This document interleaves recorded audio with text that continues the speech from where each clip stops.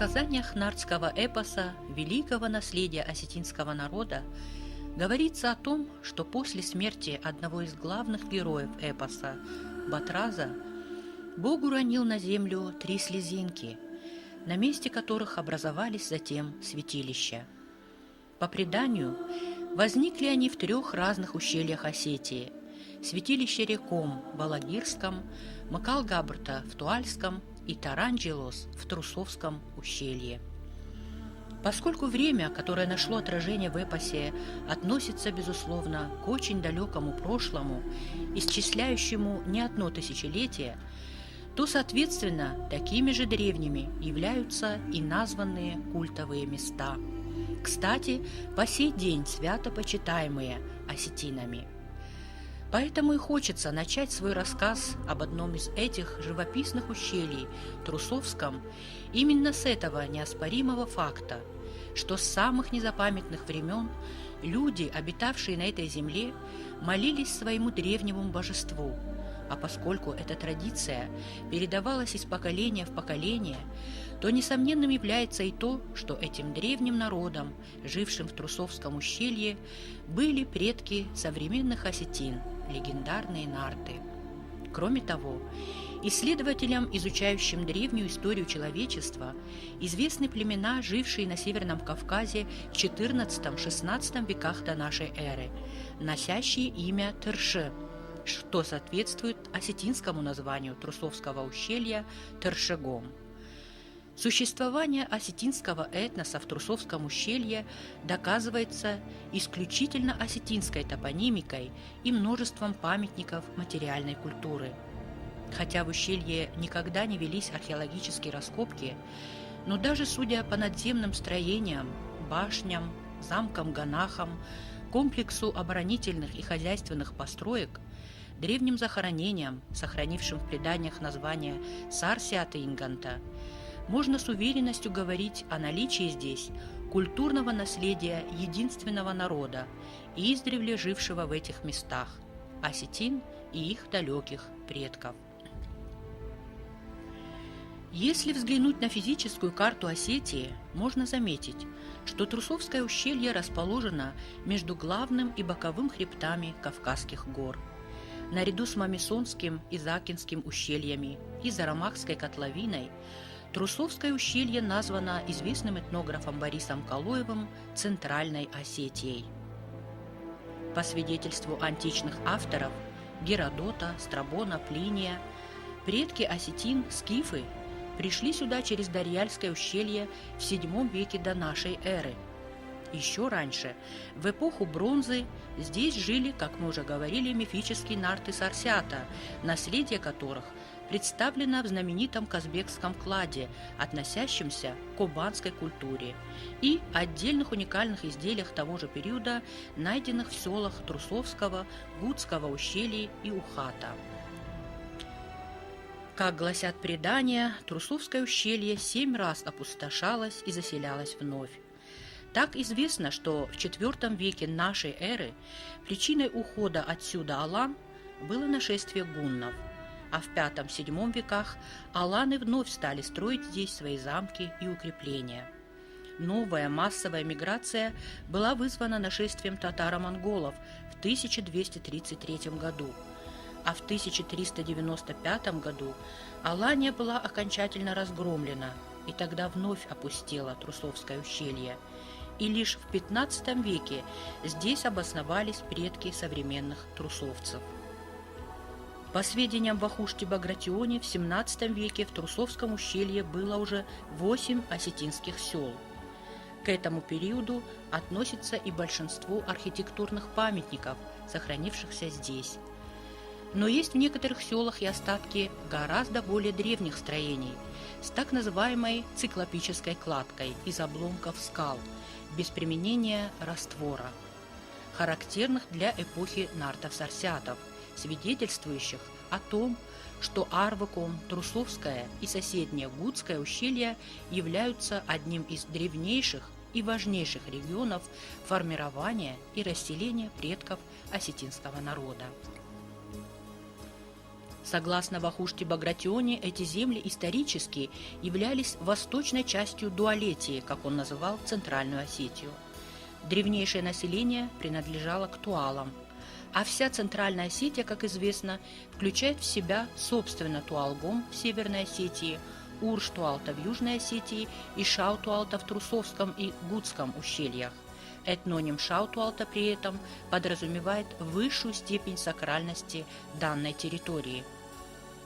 Этот регион является одним из самых живописных уголков Кавказа. Чистейший воздух, сказочной красоты панорама главного Кавказского хребта, ледниковые вершины Казбека, многочисленные нарзанные источники всегда влекли сюда путешественников. Протяженность Трусовского ущелья 30 километров.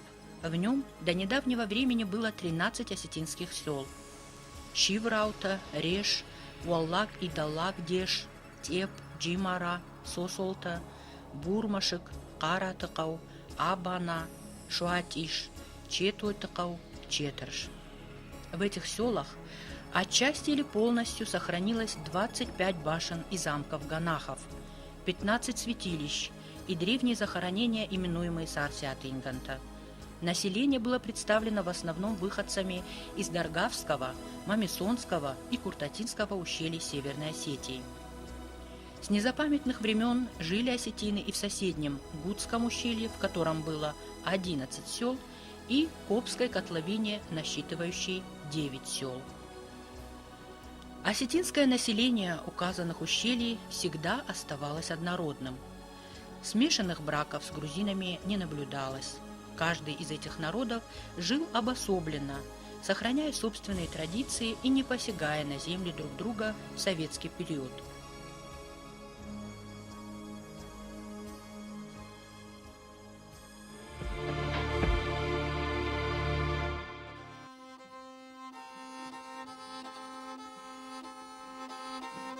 До 40-х годов XX века в 33 осетинских селах Трусовского, Гудского ущелья и Копской котловины проживали представители 80 осетинских фамилий, и было более 700 жилых домов с населением более 2000 человек.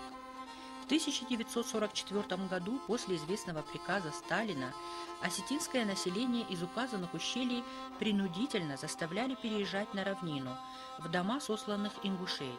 Судьба этих вынужденных переселенцев первой волны оказалась незавидной, так как не успели трудолюбивые горцы там обосноваться, как последовал приказ Хрущева вернуть ингушей в свои дома.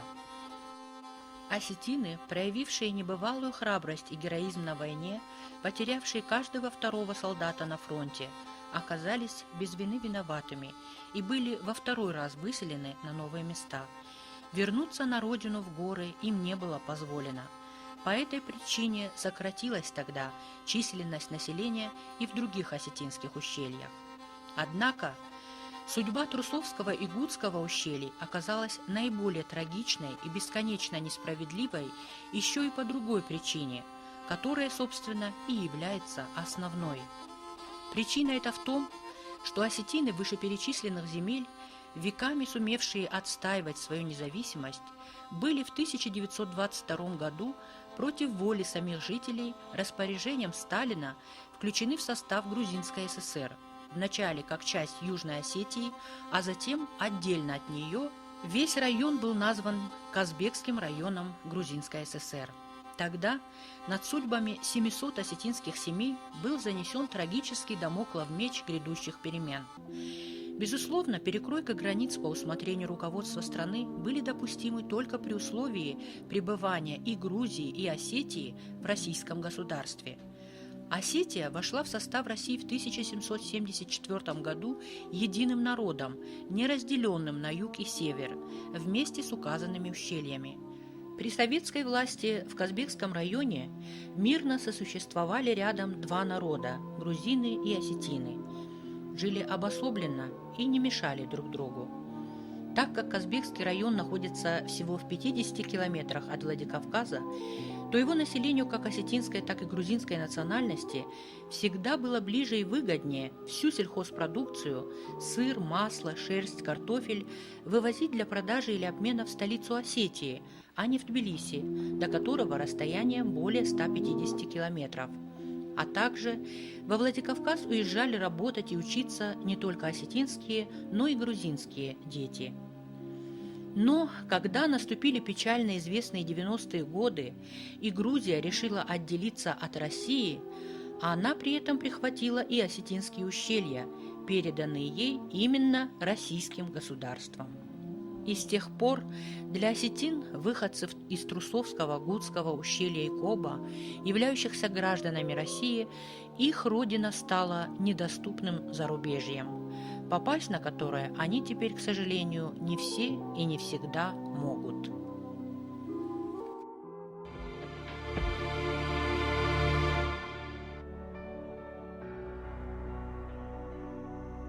В нашем фильме мы используем съемки 2005 года, когда еще не был закрыт путь в ущелье, и осетины населяли дома Трусовского ущелья, собирались на свои праздники и не подозревали о том, что их ждет такое долгое, горькое, необъяснимое, неподвластное пониманию расставание. Жители осетинской национальности остались только в селении Коб и Бажилан. Гудское ущелье Кудыком опустило еще раньше, и это способствовало тому, что за Крестовым перевалом осетинская земля стала зоной туризма для Грузии. Здесь расположена известная горно-лыжная база Гудаури. Строятся новые коттеджи западного образца, приезжают туристы со всех концов света. И можно с болью в душе констатировать тот факт, что здесь теряются для нашей культуры бесценные свидетельства древней жизни наших предков – башни, замки, святилища, некрополи. Все это теперь в руках не наследников создавшего их народа, а в руках тех, для которых чужая история никогда не станет святой и бесценной, и которые будут безжалостно уничтожать память о когда-то жившем здесь народе. От Северной Осетии эти земли отделяют всего 54 километра. Путь в селение Коб и Трусовское ущелье начинается с Дарьяльского ущелья, означающего, как известно, врата Алан, так как этот участок издревле контролировался скифами, аланами, а затем осетинскими фамилиями Дударовых и Слоновых.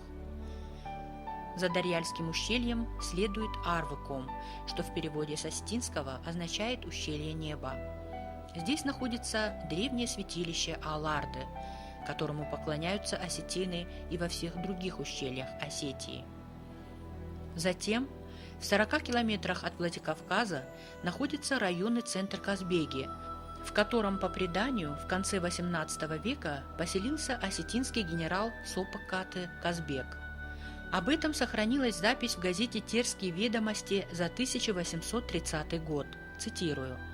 «Управляющий горскими народами здесь генерал-майор нашей службы, родом из осетинской фамилии, называющий себя громким именем Казбека». Интересна еще одна цитата из газеты «Кавказ» за 1855 год. В ущельях, прорезающих предгорья главного Кавказского хребта и по военно-грузинской дороге, разделяющей этот хребет на две части, гнездятся осетины, потомки древнейших обитателей Кавказа ассов или оссов. Как гласят осетинские предания, в Казбекский район уже после поселения здесь князя Казбека Сопоккаты и других представителей осетинских фамилий Салбиевых, Мириковых и Бедоевых, то есть в конце XVIII века, направлялись в ссылку или на службу грузины-мухевцы и ингуши. Так вокруг селения Казбеги образовалось со временем несколько грузинских и смешанных сел.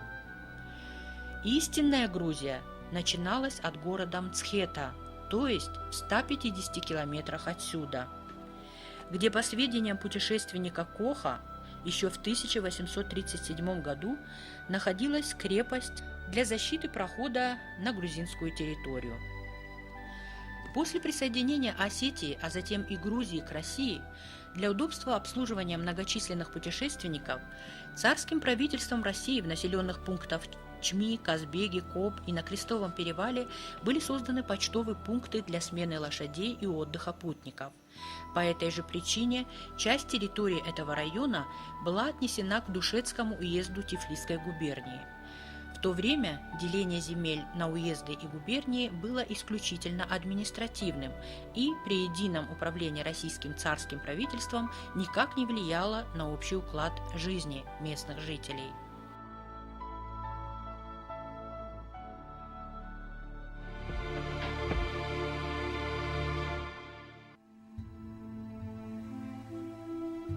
В 15 километрах от Казбеги находится первое современное осетинское селение Коб. Кобская котловина находится на пересечении 4 ущелий – Хевского, Байдарского, Трусовского и Наруандонского. По преданию, первыми здесь поселились Кобловы. Кобл Хитагуров из селения Нар Туальского ущелья. От его имени происходит фамилия Кобловых. Его семьей были освоены земли в верховьях реки, которой они дали название Наруандон. Затем были заселены села Ухат, Далакау и Коб фамилиями Батаевых, Туаевых и Абаевых. В селении Коб до 1937 года на поляне за селом были древние захоронения. Сильнейшее наводнение размыло в том году берега, обнажив могилы и уничтожив большую часть некрополя. Сегодня местные жители называют его остатки сартыта, то есть памятники.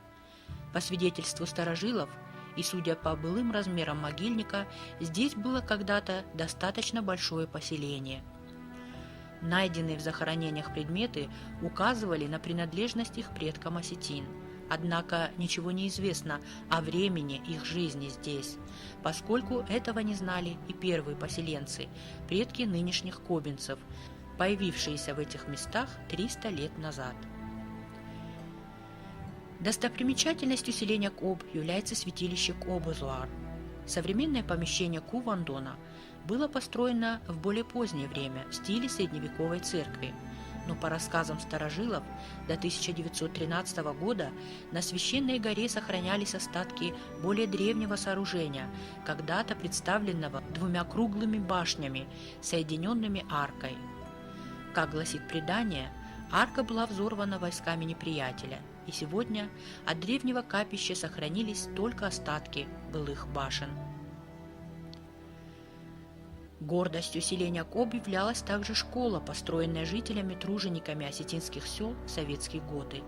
Инициатором создания этой школы был старший брат прославленного ученого-лингвиста Васу Абаева, родившегося здесь, Семен Иванович Абаев.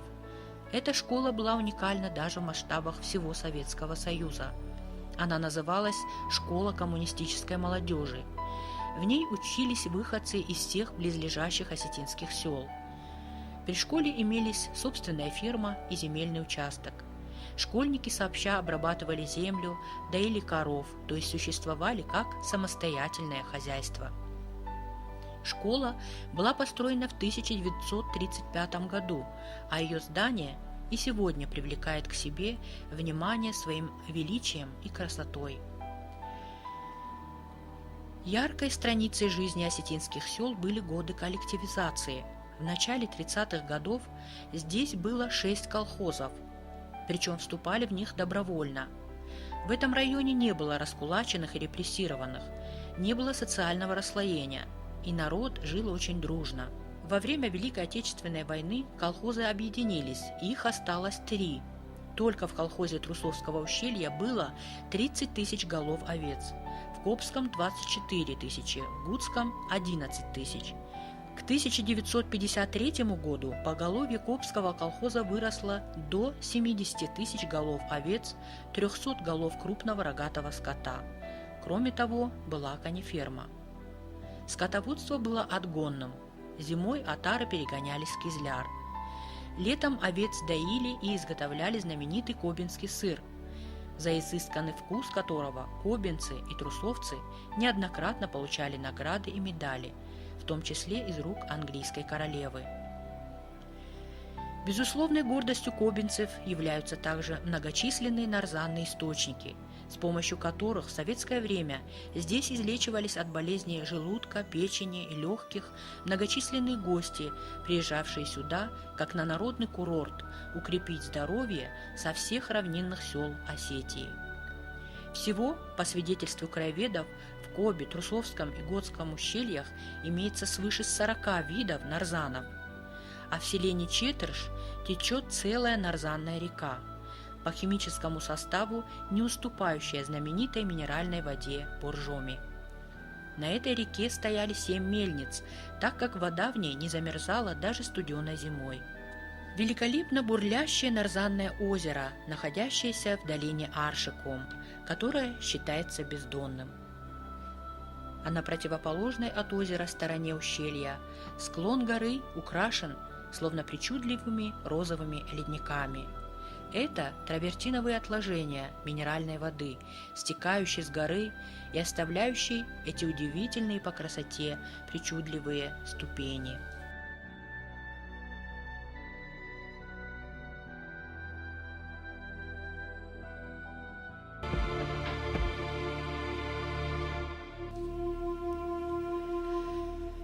Гордостью и украшением Трусовского ущелья является средневековая крепость Четоевых, расположенная на естественном скальном выступе на левом берегу Шуатиш-Дона, у ее впадения в Терек. Кстати, воды могучего Терека также берут свое начало в Трусовском ущелье. Природа хорошо позаботилась об обороне Четойтакау. Подступы к нему чрезвычайно крутые, вершины и все склоны застроены оборонительными и хозяйственными сооружениями, примыкающими друг к другу. В совокупности они представляют стройную оборонительную систему. В фасадной стороне на высоте почти 3 метров от земли устроен входной проем. Толщина стен крепости около метра и более. Неподалеку от крепости на кладбище Четуитуалмарт был найден аланский надгробный камень с сирийско-несторианской надписью на осетинском языке, расшифрованный Турчаниновым, датированный 1326 годом. Кроме того, великолепные башни сохранились также в селениях Кара-Тыкау, Бурмашек, Абана, Джимара и других. Все они являются бесценными свидетельствами жизни здесь наших предков, взывающими к нашей памяти и сердцам. Четырехъярусная башня высотой 12 метров в селении Бурмашек еще в дореволюционное время превратилась в святилище и стала именоваться Зуармашек, в которой молились матери мира Мадмайрам. Уникальна также сохранившаяся в целости 17-метровая башня Гудиевых в селении Абана, а также остатки древнего дома, на стенах которого в незапамятные времена были высечены сакральные знаки и символы, оставленные предками. С каждым селением связаны многочисленные легенды о происхождении фамилий и живших здесь людях. Во всем ущелье кипела жизнь, а населявшие эту землю люди навсегда срослись с ней сердцем и душой. Ведь вовсе не случайно дается земным людям великое, не поддающееся объяснению, магическое и священное чувство любви к родной земле. Ибо только благодаря этому благоговейному чувству и, соответственно, заботливому, бережному отношению народы сберегают все самое ценное и родное для них. Сегодня судьба Трусовского и Гутского ущелья Копской котловины, родины великого лингвиста Васу Абаева, знаменитых осетинских писателей Шейка и Цумака Гадиевых, академика Российской академии естественных наук Тимирбулата Берозова, героя Советского Союза Сергея Коблова, первой женщины-профессора Ольги Туаевой, волнует не только тех, для кого она является их бесценной родиной. Ее положением обеспокоены политики, историки, военные и все те, кому не безразлична судьба России. Хочется верить, что настанет час, и Грузия наконец прозреет, поняв, что лучше и надежнее иметь хорошего соседа, чем непредсказуемого заокеанского покровителя. Россия и Грузия не должны отгораживаться друг от друга. Противоестественно и преступно отбирать у народа самое дорогое – родину. Недопустимо лишать людей доступа в отчие дома, запрещать посещать могилы предков и молиться святым местам. Родина подобна огромному дереву, на котором не сосчитать листьев, и все, что мы делаем доброго, прибавляет ему силу. Но всякое дерево имеет корни. Без корней его повалит даже не сильный ветер. Корни – это то, чем мы жили вчера, 100, 1000 лет назад. Это наша история. Человеку надо знать свои корни. Тогда и воздух, которым он дышит, будет целебен, и земля, на которой стоит, будет дороже всего на свете, и все, что будет выходить из рук его, будет наполнено красотой и мудростью прошлых веков. Каждый из жителей России, Грузии и Осетии должен знать и беречь корни этого огромного, единого древа нашей общей истории и судьбы.